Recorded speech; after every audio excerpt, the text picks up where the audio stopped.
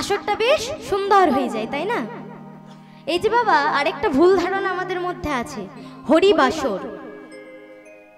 হরিবাসর এই কথাটা বলতে আমরা মঞ্চটাকে বুঝি, নাকি বলো? কি বোঝো? মঞ্চটাকে বোঝো তো কীর্তনের? এই যে এটা মনে হয় হরিবাসর না, হরিবাসর কিন্তু কীর্তনের মঞ্চটাকে বলে না। হরিবাসর, বাসর শব্দের অর্থ দিন, দিবস। হরিবাসর মানে হচ্ছে আজ হরির দিন, যতদিন হরিবাসর হয় মানে হরির দিনগুলি পালন করা হয়। তাহলে হরিবাসর শব্দের অর্থ মঞ্চ নয়, হরির দিন। তাহলে হরির দিনে হরিনাম করা হলো, আমাদের পুণ্যটা বেশি হলো, তাই না? তাই লীলা প্রারম্ভে যে আমাদের হরিনাম করা হলো, এতে আমাদের আসরটা আরো সুন্দর হয়ে গেল। তা মায়েরা, এই যে পদকর্তা বলছে যে আমি যতই বেদ বিদ্যা অর্জন করি, আমার কিন্তু গৌরকে জানা হয়নি। বলছে কেন জানো? শোনো শোনো, শুধু বেদ বিদ্যা থাকলে হয় না। বলছে কি বলছো? বেদ বিদ্যা থাকলেও হয় না? তাহলে যারা স্বরদর্শন পড়েছে তারা জানবে। বলছে না গো, শোনো শোনো, চারি বেদ স্বরদর্শন পড়িয়া যে চারি বেদ স্বরদর্শন পড়িয়া যে চারি বেদ স্বরদর্শন পড়িয়া যে আমার চারি বেদ স্বরদর্শন পড়িয়া যে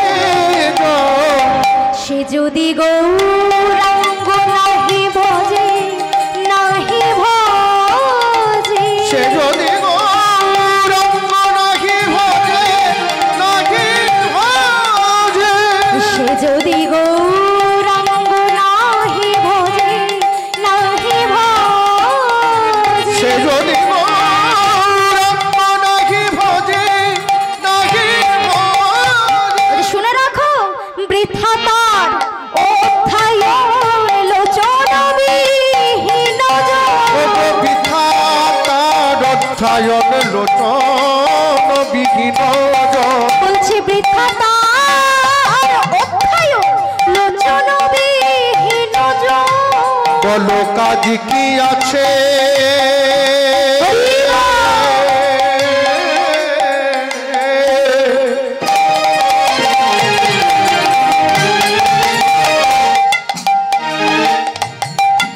যে জন গৌর জানে না,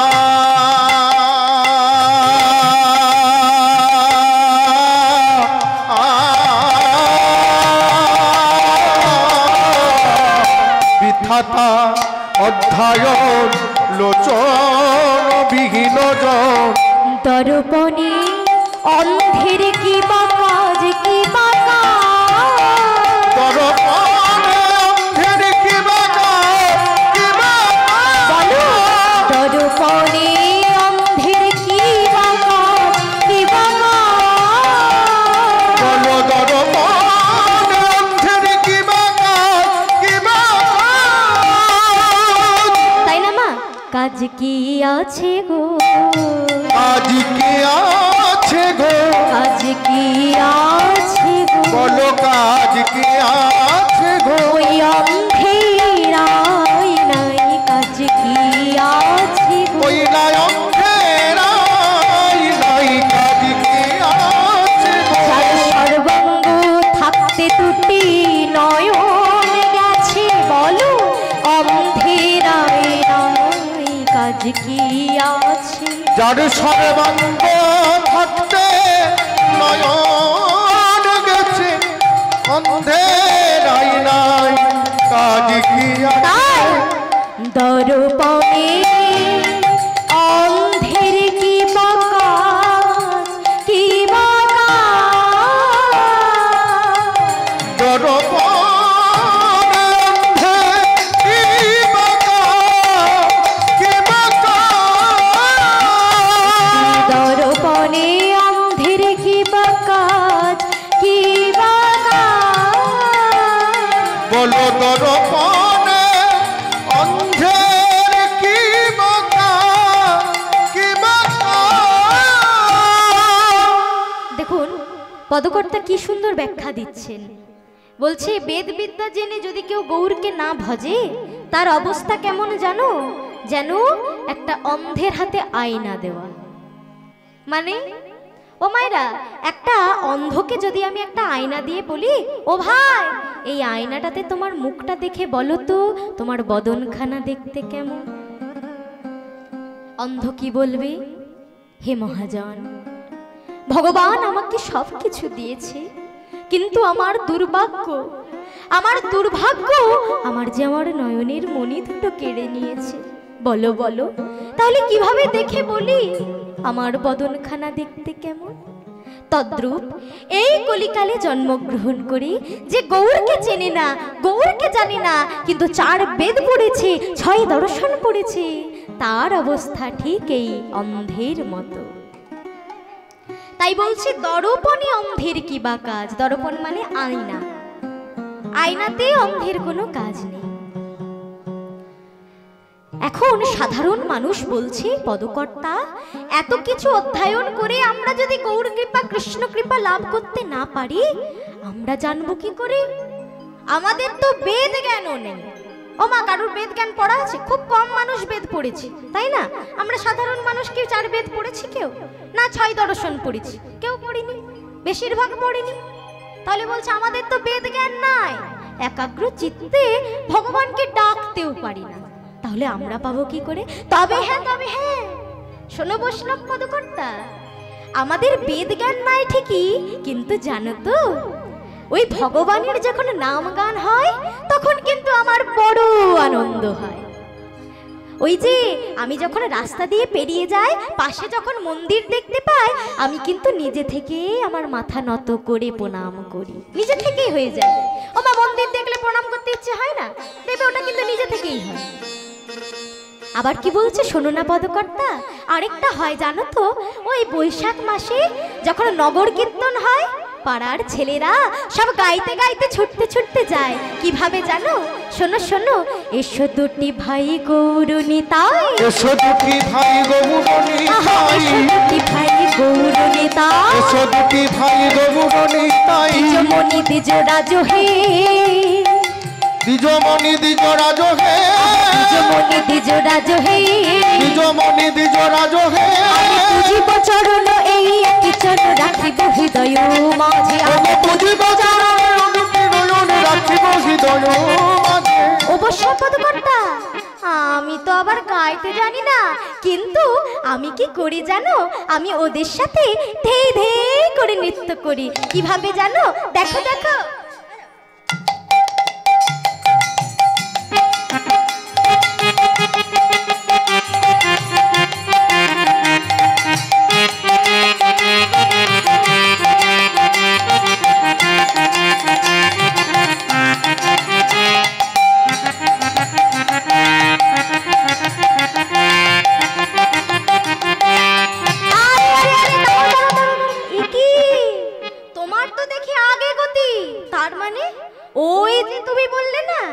মন্দিরের পাশ দিয়ে পেরিয়ে গেলে তোমার প্রণাম করতে ইচ্ছে করে, ভগবানের নামে খোলো করতাল বাজলে ধেই ধেই করে নাচতে ইচ্ছে করে।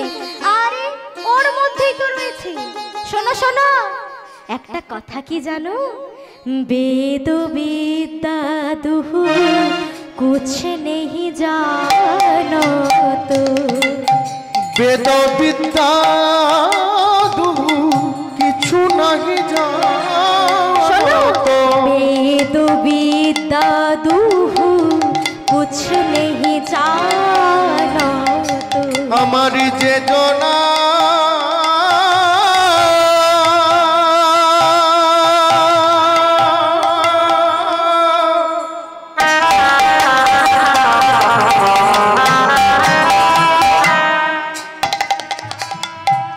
গৌর চরণ সার করেছে,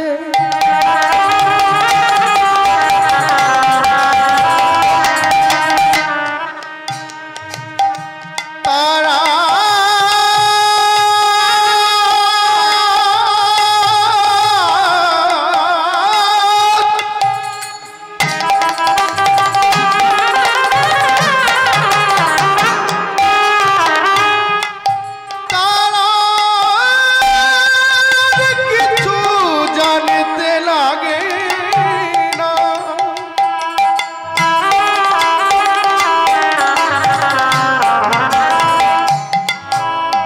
জন গৌর বিনে আর জানে না,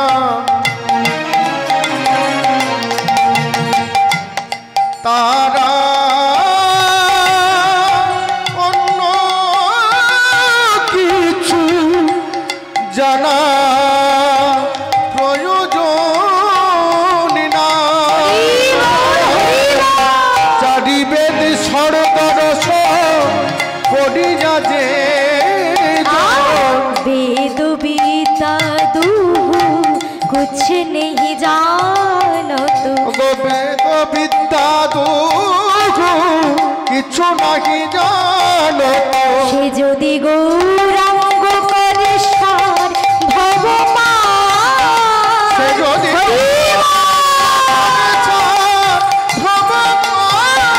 সে যদি গৌরাঙ্গ করে সার ভগবান, সে যদি গৌরাঙ্গ করে নয়নানন্দিতে ধনে সেই তো সকলে জানে, নয়নানন্দেতে ধনে সেই তো সকলি জানে, নয়নানন্দে ধনে সেই তো সকলে জানে, নয়নানন্দে ধনে সেই তো সকলি জানে, সর্বসিদ্ধি করো তাহলে সর্বসিদ্ধি করো বলে সর্বসিদ্ধি করো তাহলে সর্বসিদ্ধি করো বলে তাই তোমরা কি করবে জানো? শোনো শোনো, ভজ ভজ রে আমার নিতাই ভজ, ভজ ভজ রে আমার নিতাই ভজ, ভজ রে আমার নিতাই ভজ, ভজ রে আমার নিতাই ভজ, নিতাই ভজলে গৌর পাবে, ভজ রে আমার নিতাই ভজ, নিতাই ভজলে গবুর পাবে, একবার ভজনে আমার নিতাই ভজ, তোমরা নিতাই ভজলে গৌর গৌর পেলে ব্রজে নিতাই ভজলে গবুর পাবে, গৌর পেলে ব্রজে নিতাই ভজলে নিতাই ভজলে গবুর পাবে, ভজনে আমার নিতাই ভজ। বলছি বেদ বিদ্যা কিচ্ছু জানা লাগবে না, শুধু যদি গৌর ভজনা করা হয়, নিতাই ভজনা করা হয়, তাহলেই তার এই ভব নদী পার হয়ে যাবে। তা মাগো, এই যে ভগবানের যে লীলা কীর্তন গান আস্বাদন হচ্ছে, এই লীলা কীর্তন গান কিন্তু সবার দ্বারা করা সম্ভব নয়, গাওয়া সম্ভব নয়। কেন? কারণ এটা করতে গেলে কি করতে হয় বাবা? আস্বাদন করতে হয়, চর্চা করতে হয়, শিক্ষা করতে হয়। তো মায়েরা, এই দেখো আজকে আমরা যে সংসারে এসে উপস্থিত হয়েছি, এই সংসারের মধ্যে আমরা এই সংসারটাকে যেন সর্বস্ব সবকিছু ভেবে নিয়েছি, কিন্তু এই সংসারটাই কি সব? আচ্ছা বলো তো মায়েরা, এই পৃথিবীতে আসার আনন্দ বেশি নাকি যাওয়ার? কি মনে করো মায়েরা? হ্যাঁ, কি বলছো মায়েরা? কার কি মনে হচ্ছে বলো, আমার সাথে কথা বলতে হবে, নাহলে ভালো লাগবে না। শুধু গিয়ে যদি বেরিয়ে যায় না, তোমরা কিছু বুঝতে পারবে না। আমার সাথে কথা বলো, দেখবে জিনিসগুলো মাথায় ঢুকে থাকবে। কীর্তনের আসরে আসা কেন? যেটা জানি না সেটা জেনে বাড়িতে যাব এবং সেটা নিজের জীবনে কাজে লাগাবো। ভগবানের এক পাশে লীলা, এক পাশে জীব শিক্ষা। তাই বলো মায়ের আসার আনন্দ বেশি না যাওয়া? বাবারা কি বলছো? আসার আনন্দ বেশি, আর দুটোরই আনন্দ বেশি। তাহলে ও ও আচ্ছা, শেষ বয়সে গেলে তার আনন্দ বেশি, এটা বলতে চাইছে। তার মানে মূল কথা দাঁড়াচ্ছে আসার আনন্দও বেশি, যাওয়ার আনন্দও বেশি, একটা কিছু নেই নাকি? হ্যাঁ, মানুষ সবেতেই খুশি, আবার কোনোতেই খুশি নয়। যদি বলো কেন, সত্যি বলো তো মা, এই পৃথিবীতে কি আসার আনন্দটা বেশি? যদি আসার আনন্দই বেশি হতো, তাহলে সত্য যুগে দাপর যুগে অভিশাপ দিয়ে কেন মরতে পাঠাতো? কেন আশীর্বাদ দিয়ে মরতে লোকে পাঠাতো না? যেই কোনো পাপ কাজ করলো, তুই মৃত্যু লোকে জন্মগ্রহণ করবি, তুই মরতে যেতে হবে। তাহলে মর্তধামটা যদি আনন্দেরই জায়গা হতো, তাহলে তো আশীর্বাদ স্বরূপ বলতো তুই মরতে যাবি, তাই না? তাহলে কেন বলে অভিশাপ স্বরূপ মরতে যা? কারণ মা, এই ত্রিলোকের মধ্যে সব থেকে কষ্ট হচ্ছে এই মর্তধামে। সংসারে কোনো সুখ নাই। আমরা যেগুলোকে সুখ বলে মনে করছি, সেগুলো একটাও সুখ নয়। আমরা কেন এগুলোকে সুখ বলে মনে করছি জানো মা? কারণ সেই পরম সুখ আমরা পাইনি।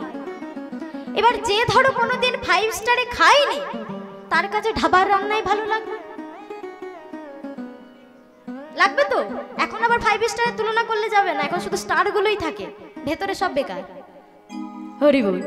কিন্তু কথার মানে বলছি, 5 স্টার মানে আমরা কি বুঝি? হাই ক্লাস, তাই তো, হাই সোসাইটি। কিন্তু যে কোনোদিন 5 স্টারে যাইনি, যদি আমি আঙ্গুর ফল না খেতে পাচ্ছি, আঙ্গুর ফলটা টক, সেই ব্যাপার। যেটা আমরা পাইনি সেটা জানি না, তাই এটাকে আমরা সুখ বলে মনে করেছি যেটা পেয়েছি। কিন্তু আসার কোনো আনন্দ নেই। যদি আনন্দ হয় তবে যাবার আনন্দ। কেন জানো? যাবার আনন্দ তখনই বেশি হয় মায়েরা, যখন আমরা নিজের কর্মটাকে সঠিক করে তারপরে যেতে পারি। ওই যে বলছে না, শেষ বয়সে গিয়ে, শেষ বয়সে গিয়েও তোমার কোনো সুখ নাই যদি তুমি সারা জীবনটাই পাপ করে গেলে। কিন্তু যদি তুমি কম বয়সে গেলে, কিন্তু পুণ্য করে গেলে, তোমার যাওয়ার সুখ বেশি, তোমাকে কষ্ট করে যেতে হবে না।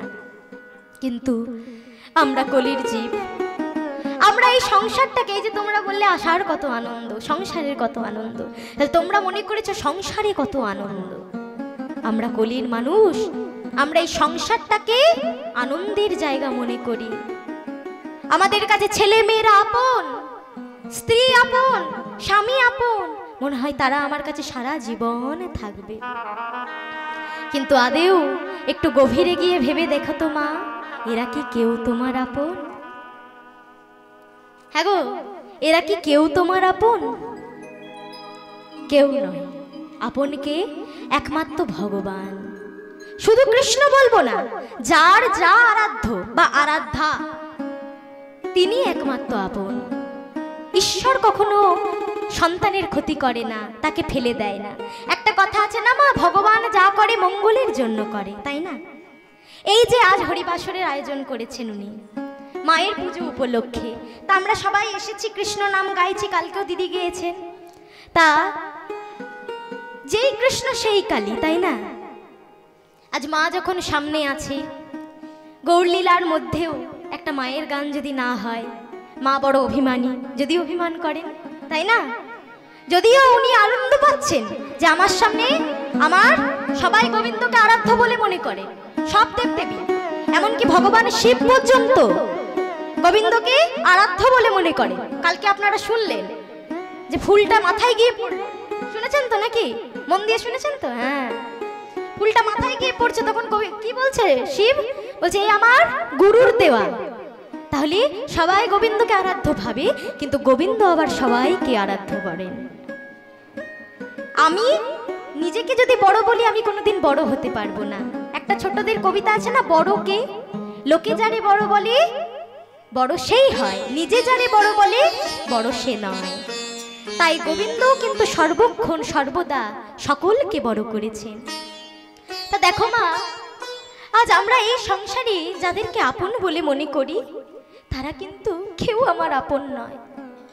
আমি যেদিন মারা যাব, দুদিন হয়তো আমার নামে খুব জোর কাঁদবে বাবা, তারপর থেকে আমাকে সবাই ভুলে যাবে, কেউ মনে রাখবে না, কেউ না। যাদের তুমি আপন ভাবছো কেউ মনে রাখবে না, কিন্তু তুমি যদি পুণ্য করতে পারো, তাহলে তিনি তোমাকে মনে রাখবে। তোমাকে আর এই মৃত্যু লোকে আসতে হবে না, তুমি গোলক ধামে যেতে পারবে। আর সেখানে যে কি আনন্দ, নিতাই গৌর প্রেমানন্দে হরি বল হরি বল। হরি বল হরি বল হরি বল। সেখানে যে কি আনন্দ বাবা, সেটা কিন্তু গেলেই বোঝা যায়। আমরা তো জ্ঞান পাপী, আমরা জেনে বুঝে ভুল করি, তাই না মা? একটা চোর চুরি করতে গিয়ে দেখবে আশটা দেখে, পাশটা দেখে, সামনে দেখে, পেছনে দেখে, কেউ নেই তো, কেউ আমায় দেখছে না তো। কত বোকা, ওপরে তাকা, কেউ না দেখছে সে তো দেখছে। এই জিনিসটি মাথায় রাখবেন। সব থেকে বড় বিচারক হচ্ছে আমাদের বিবেক, আমাদের মন। পাপ কাজ করার আগে মন কিন্তু বলে তুই এটা ঠিক করছিস তো।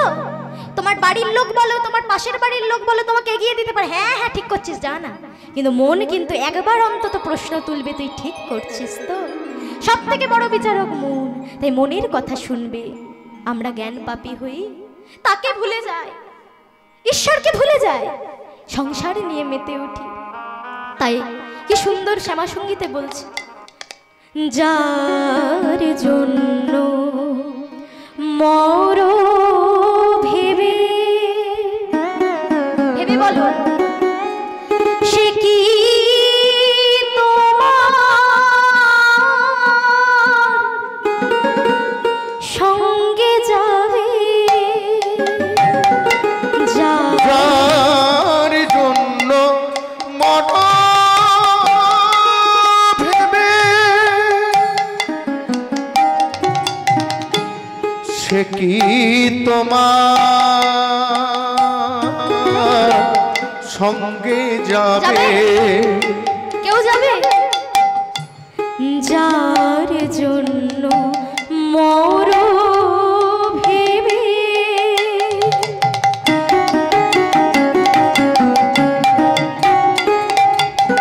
সেই কি তোমার সঙ্গে যাবে। যার জন্য মর ভেবে সে কি তোমার সঙ্গে যাবে। ওমা সেই প্রেয়সী দেবে ছড়া। তুমি যখন মরে যাবে, আস্তে, তুমি যখন মরে যাবে, তোমার দেহটাকে যতক্ষণে বাড়ি থেকে বার করা যায় ব্যস্ত হয়ে পড়বে। হসপিটাল থেকে আনার মাত্র পাড়া প্রতিবেশী সকলে বলে তাড়াতাড়ি নিয়ে যাও, গ্রাম থেকে তাড়াতাড়ি নিয়ে যাও, পুজো আটকে আছে, কত কাজ আটকে আছে। তাহলে তুমি মরে গেলে কজন কাঁদলো? কয়েকজন নাটক করবে, 1 ঘন্টা নাটক করবে, তারপরে দেখবে সেও বলবে এসে গোবর ছড়া দেবে। 1 ঘন্টা নাটক করবে সবাইকে দেখানোর জন্য কত ভালোবাসতাম, আর বেঁচে থাকতে বাবা জলও দেয়নি ভালো করে। আর মরেছে যখন, হ্যাঁ মরেছে যখন, এই গায়ের লোককে দেখানোর জন্য আমি কত ভালোবাসতাম আমার শ্বশুর শাশুড়িকে। হ্যাঁ, আর কিছুক্ষণ পর এসে পড়ি গোবর ছড়া দেবে। সেই প্রেয়সী দেবে ছড়া,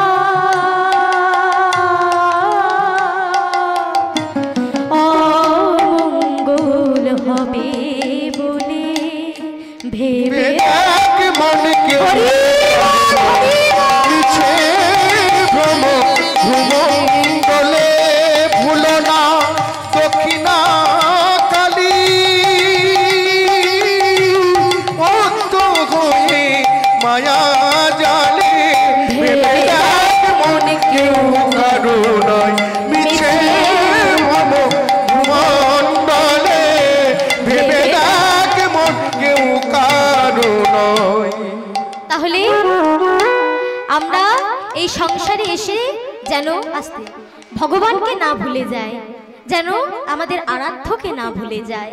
আর মাগো, স্বার্থের জন্য যাকে করবে করো মায়েরা, স্বার্থের জন্য ভগবানকে ডেকো না। শুধুমাত্র যতক্ষণ স্বার্থ ততক্ষণ ডাকলাম, তারপরে ভুলে গেলাম, এই যেন করো না। তাতে ভগবান বড় দুঃখ পাইব। আমরা বলি এই যে সৎসঙ্গ, সাধু সঙ্গ, আমরা দেখবে বাবা বেশিরভাগ বাবারা বলে কেউ কিছু মনে করবে না, মায়েরা তো ঘরে থাকে কাজের ফাঁকে ঠিক এসে বসে যায়। কিন্তু দেখবে একটা হরিবাসরে মায়ের থেকে বাবাদের সংখ্যা অনেক অংশে কম।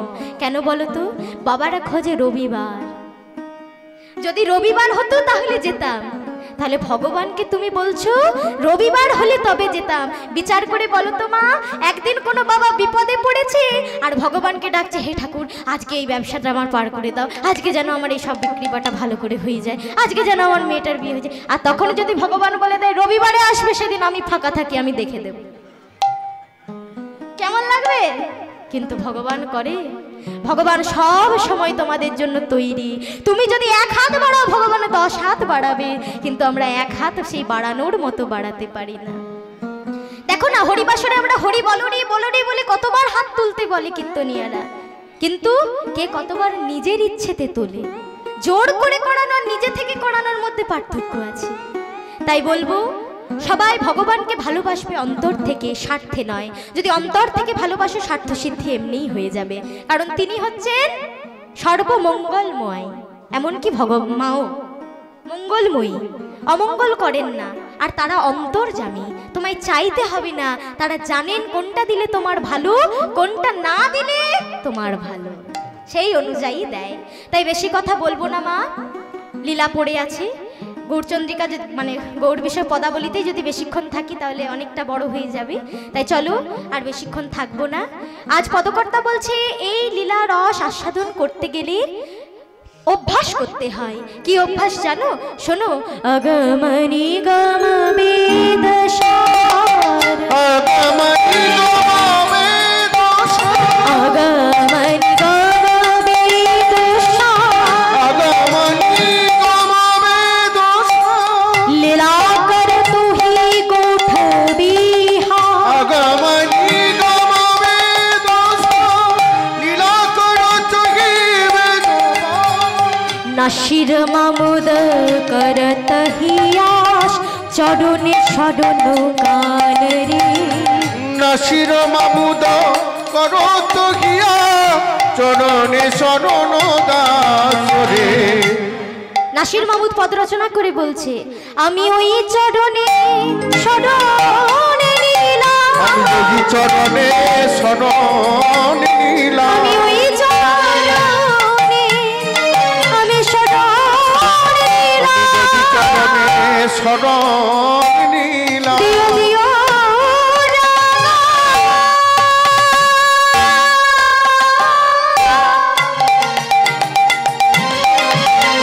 ওই চরণ দিও, আমি ওই চরণে শরণে নিলাম, গতি জোরাগা চরণে দিও, শুধু এ জন্মে নয়, জন্মে জন্মে জন্মে নাই জন্মে জন্মে রাধা চরণে দিও, জন্মে নাই জন্মে জন্মে রাধা চরণে দিও, জন্মে জন্মে জন্মে রাধা চরণে দিও, জন্মে নাই জন্মে জন্মে অগতি রাধা চরণ দিও। তামাগো এই পদটা এই জন্য এখানে গাইলাম, যদিও এই গানটা পরে গাইলেও হতো বৃন্দাবনে গিয়ে, এখানে এই জন্যই গাইলাম ওই শেষ কথাটার জন্য, দিও দিও রাঙা চরণ দিও। এই প্রসঙ্গে এই জন্য গাইলাম যে আমি যে কথাটা বললাম, ভগবানকে স্বার্থে ভালোবেসো না, সবসময় বলবে হে ভগবান যেন তোমার চরণে সেবা করতে পারি। এত বড় পদকর্তারা, কবিরা, তারাও কিন্তু লিখে গেছেন দিও দিও রাঙা চরণ দিও, শুধু এ জন্মে নয় জন্মে জন্মে। তারা জ্ঞানী, তাও কিন্তু শুধু চেয়েছে চরণ, তাই এখানে গাইলাম। চলো মায়েরা, আমরা সকলে মিলি এবার আমাদের মনকে নিয়ে যাই মধুময় শ্রীধাম বৃন্দাবনে।